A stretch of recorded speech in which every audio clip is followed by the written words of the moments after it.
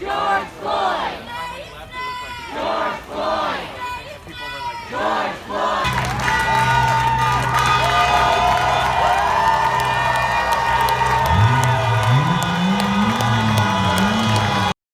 Hey guys, what's up? It's your girl Liv. Make sure to hit that subscribe button down below. Today's video is going to be part 2 of what I am calling the We Need to Talk series. And we're going to continue to talk about racial issues on this platform. One of my friends said, hey, you should start a podcast and actually interview your friends. And I said, yes, that is what I want to do, but got to get content going. So, oh my gosh. So in the meantime, I'm going to continue to talk on here before we get that up and rolling. And if you are a person of color, you're friends with me, you know me, you'll watch my videos. If you want to share your story, comment down below. Let's talk. And so, a couple things this week. I've had conversations with both cops, people of color, on basically what's going on, what it is that we need to get done. And I don't know, I don't want to say it's like frustrating, but in my mind, okay, people want change. They basically want cops to stop being racist and to treat people fairly and with respect without killing people and being held accountable.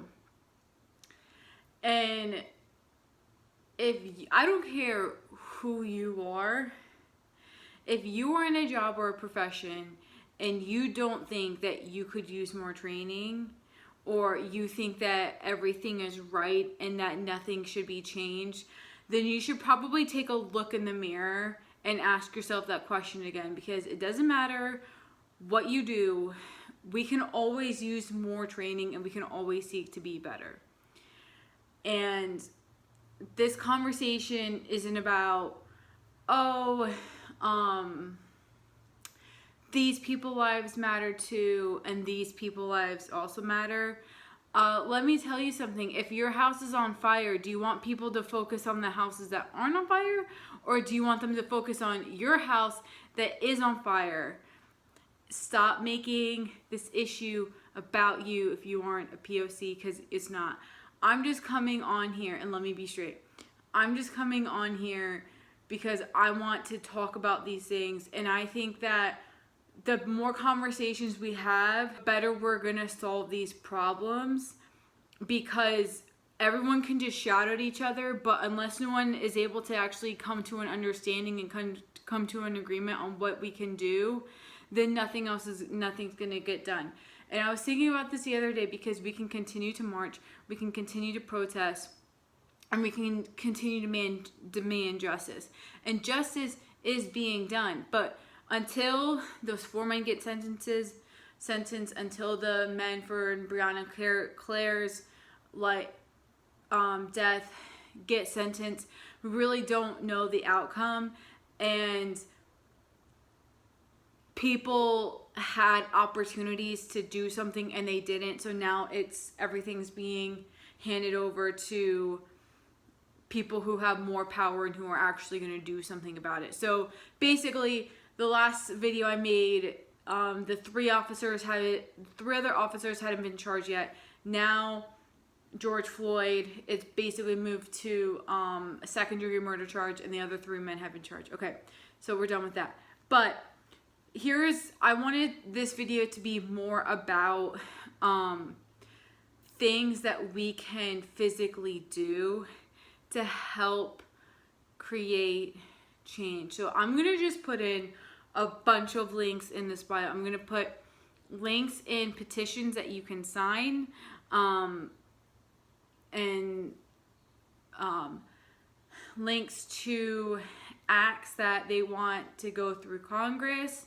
Another thing that you can do is go and vote in your local elections, because the people you vote into local office are going to be the ones to physically enact change. And guess what?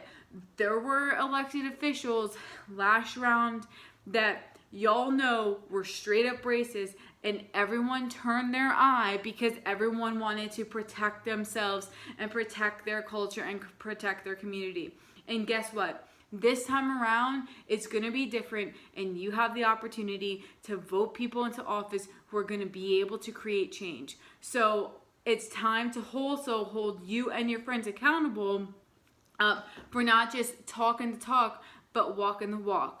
You can go and you can post a Black Square on Instagram, but if you're not actually showing up and being there for your friends, if you're not signing the petitions, if you aren't donating to organizations to help bail minorities out and to help serve the underprivileged communities in your neighborhood, not doing some of those things, then you can continue to post all you want, but you're really not doing anything. And I have friends and family, listen, if you're watching this, love you, but I'm gonna go to protests where I know are safe, because I'm gonna pull up for my friends and I'm gonna support them and show them that, first of all, their life matters. Secondly, there are people here who are genuinely trying to create change because they themselves are also sick of the system. But like, we just have to be better at having these conversations. And I get it from both sides. And this is just a general question for some of you. So let me know like what it is that you want. I get the narrative that racism is a white issue, that white people need to talk about it and white people need to figure it out, because we shouldn't have to explain to you racism and what it is that we've experienced, because you should already know. So there's that narrative. And then you also have the narrative of you only want people to share their story so that they can become victims, and then you just want to victimize and make people feel sorry for them. And then you have the narrative of people who are genuinely sharing their stories and trying to help people feel better.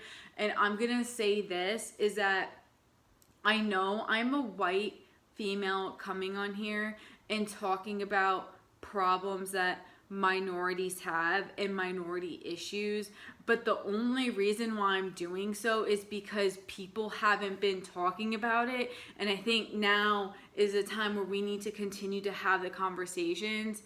And I get like the white, you guys need to figure it out for themselves. And I know that with all these protests and everything that's been going on, like, we're changing the narrative and we're starting to have these conversations.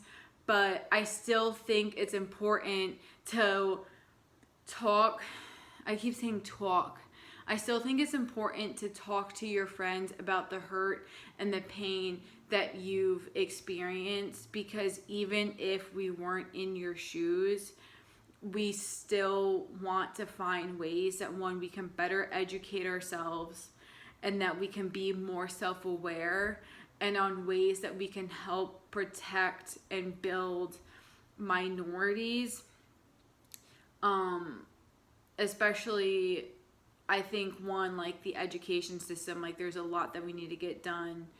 And another thing too is, I think it's important to continue to share your story and share the good parts of your story, because it doesn't matter what race, ethnicity, wherever you are, just the way you are brought up is going to, I don't want to say give you like your narrative, but how you grow up, the culture that you grew up in is going to, I think it's going to affect, or not affect, but in my mind, when I think about things I've experienced, when I think about the good, the bad, where I've lived, who I've surrounded myself with, I think of how it inspired me,